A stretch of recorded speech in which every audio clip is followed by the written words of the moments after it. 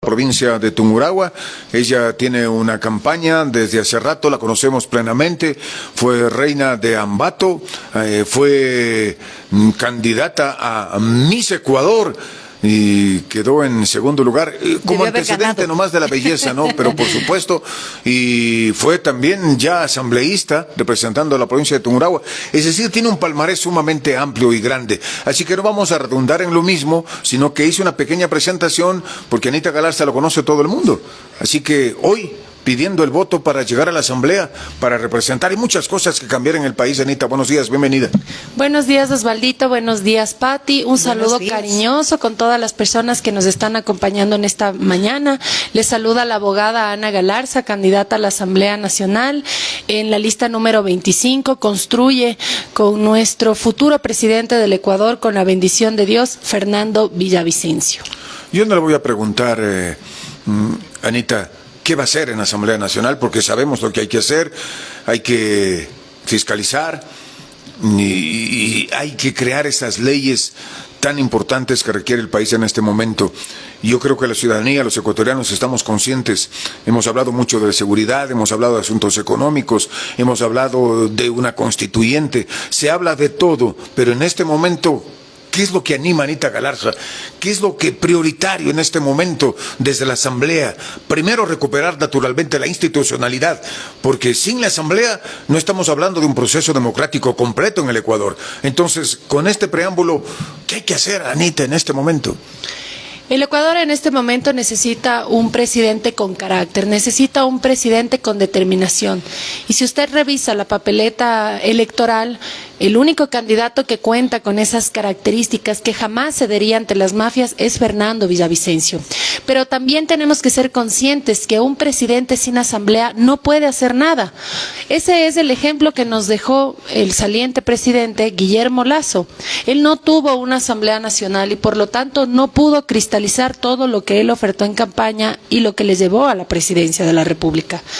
En este caso, el Ecuador tiene una nueva oportunidad de tener un Ecuador con institucionalidad, con gobernabilidad, con paz y con trabajo, como teniendo en la presidencia de la República a Fernando Villavicencio, y que Fernando Villavicencio tenga sus asambleístas en la Asamblea Nacional. Para que eso ocurra, ¿qué debemos hacer? Este 20 de agosto, las personas al acercarse a sufragar tienen que buscar el número 25, nos encontramos en Construye, y apoyar a este proyecto de país, ¿no? ¿Qué es lo que nosotros planteamos hacer en este año y unos meses más? Dos pilares fundamentales. El primer pilar está enfocado en devolverle la seguridad al país. Mire, la situación actual es distintos escenarios. El primer escenario es que el policía atrapa al ladrón y después del ladrón, al delincuente, este delincuente va y le denuncia al policía, y quien termina preso es el policía y no el ladrón. ¿Pero eso ya está superado, abogada, o no? No está superado todavía. El segundo escenario es que atrapan al delincuente y algunos jueces y fiscales cogen y lo liberan inmediatamente, con las famosas garantías constitucionales y los derechos humanos. El tercer escenario es que el delincuente, el sicario, el vacunador sí termina preso. Y después van y presentan ante cualquier juez de cualquier parte del país una acción constitucional y le liberan automáticamente. Presentan habeas corpus, todas esas cosas que los abogángsters se han dedicado a presentar para liberar a la gente que asesina a los ecuatorianos. Entonces esas son las cosas que están sucediendo y que no pueden seguir pasando. Porque una verdadera justicia es la que no permite inocentes presos, pero tampoco culpables libres. Para eso nosotros tenemos que primero depurar al sistema de justicia, sancionar a los malos jueces y fiscales. Segundo, también cambiar el Código Orgánico Integral Penal. Tenemos que endurecer las penas para que incluso sea un tema de disuasivo. ¿Qué pasa si es que usted cambia el peculado en el área de salud con una pena de 70 años? Ya la persona que tiene 30 años lo va a pensar dos veces, porque si la pena es 70 años y sale a los 100 años, ya lo va a pensar dos veces. ¿Qué es lo que está pasando ahorita? La pena es 5 años, cumplen el 60% de la pena y salen. Urgen endurecimiento de penas. Y sin devolver ni un solo centavo.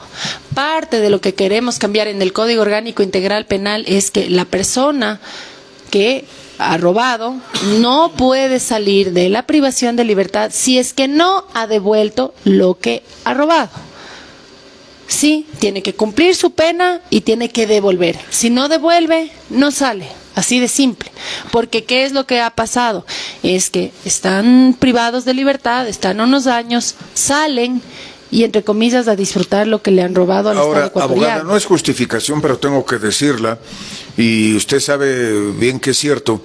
Por ejemplo, en este momento yo creo que la mayoría de ecuatorianos está consciente del trabajo de Villavicencio en el ámbito de las denuncias, de la lucha frontal contra la corrupción, pero ahí está el pero. Glass está libre, cierto que algunos estuvieron presos, sentenciados, está libre, Rafael Correa está prófugo, las denuncias de Villavicencio han caído en saco roto porque ellos están libres y no han devuelto un solo centavo. Ahí está el meollo del asunto, lo que usted acaba de decir. Ese es el ejemplo perfecto de por qué tenemos que cambiar la ley.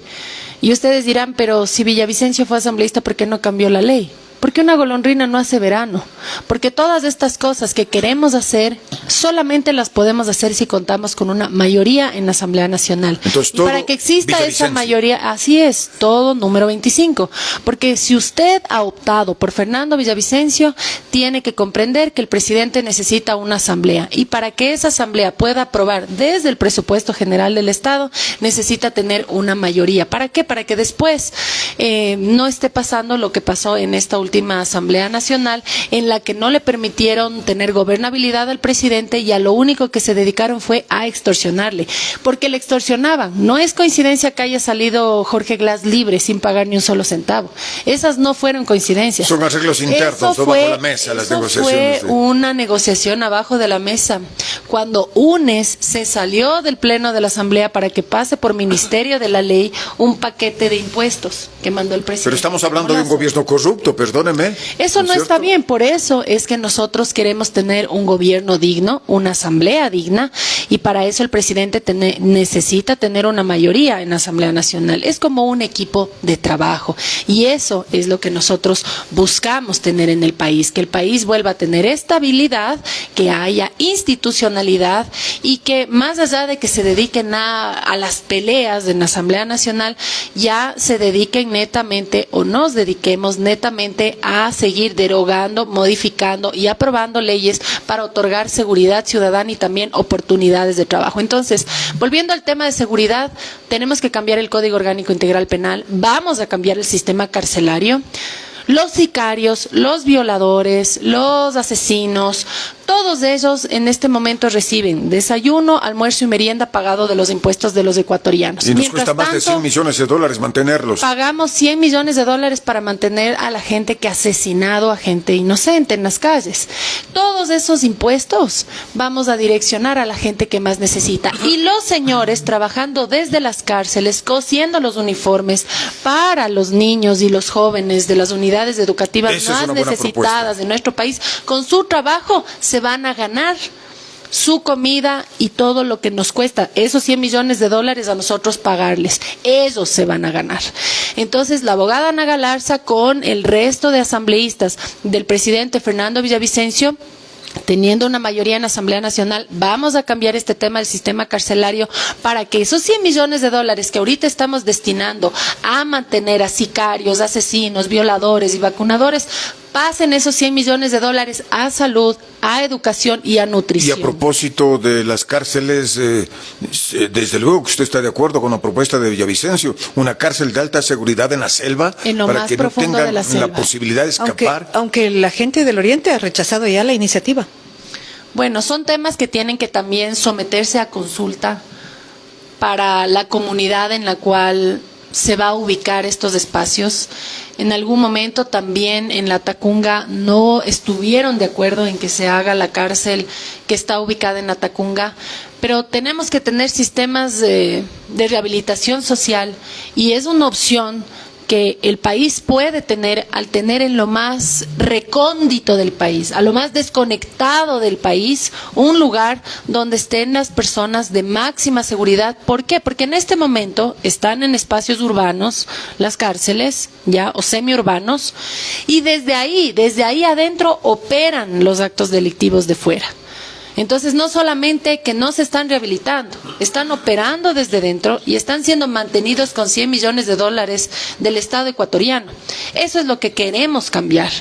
Queremos cambiar que ellos mismos, con su trabajo, cosiendo uniformes de las unidades educativas más necesitadas del país, trabajando, se ganen su comida trabajando como lo hace el resto de las personas, y que esos $100 millones que nosotros gastamos en el sistema carcelario manteniendo a sicarios, asesinos, violadores y vacunadores, pasen en cambio a las personas que realmente necesitan, personas con vulnerabilidad. En todo ese sistema aparece la justicia ecuatoriana cuestionada últimamente, muy seriamente. ¿Cómo logramos cambiar esta presencia de jueces? Unos idóneos que a lo mejor por temor tienen que fallar a favor de los delincuentes, otros que definitivamente reciben recursos económicos y dictan fallos a favor de los delincuentes.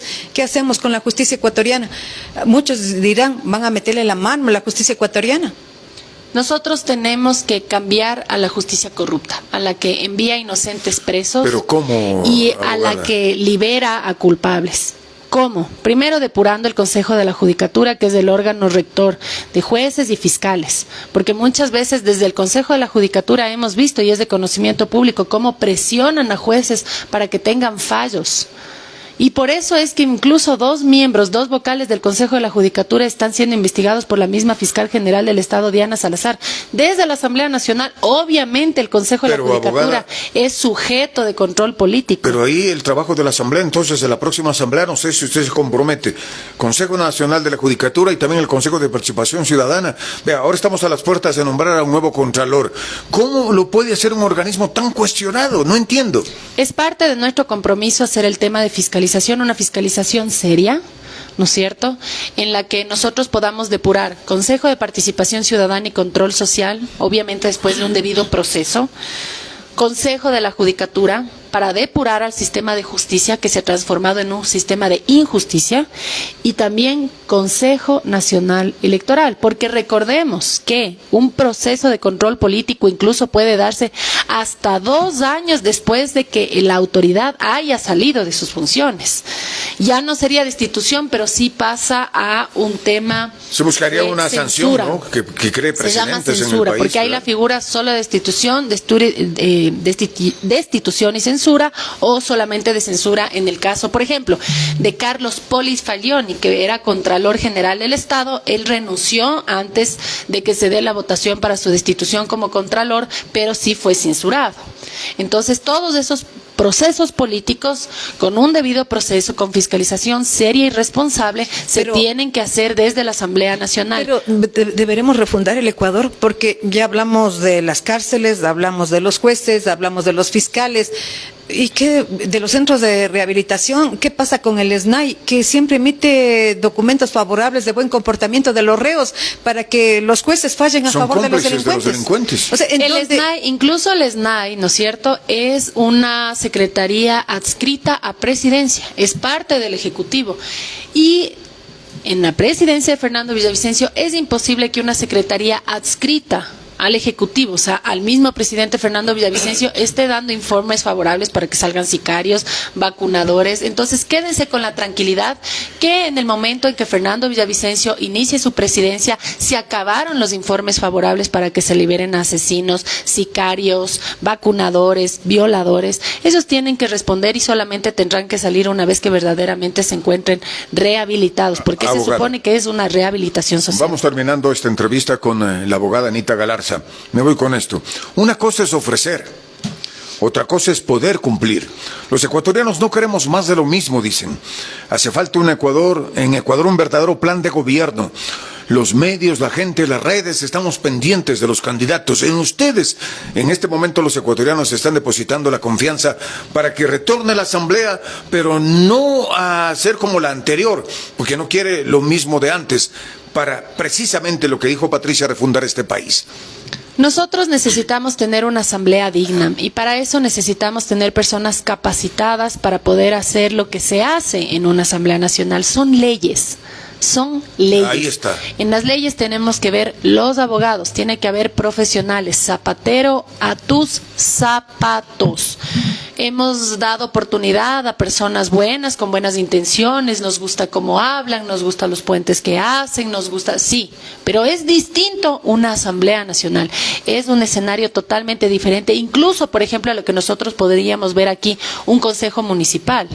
Ya es como en el fútbol. Estamos hablando de que la Asamblea Nacional es como un mundial de fútbol. Es un nivel, es el máximo nivel de leyes en el país, porque estamos hablando que ahí intervienen temas constitucionales, que es la norma máxima del país, intervienen leyes orgánicas que vienen después de la Constitución, entonces estamos hablando de ligas mayores, y el país es un paciente crítico, es un paciente que necesita una cirugía de corazón abierto. Usted no puede poner un practicante a que haga esa cirugía, usted necesita una persona Entonces experta. usted no le apuesta a los nuevos, porque también hay gente que dice es que nuevos, pero en el momento que llega alguien que no ha estado en participación política, llega sin conocimiento Aprender. profundo, No sabe, aprender recién en año y medio, ¿qué puede hacer? Recién a experimentar en año y medio. Es como les digo, o sea, usted a un paciente crítico no le va a poner a un practicante a que vaya a experimentar con alguien que está entrando en coma, ¿no es cierto? Nosotros necesitamos tener personas preparadas, con honestidad, y ese es el equipo de trabajo que tiene nuestro futuro presidente del Ecuador, Fernando Villavicencio. ¿Para qué? Para tener un Ecuador seguro y también para generar oportunidades de trabajo. ¿Cómo?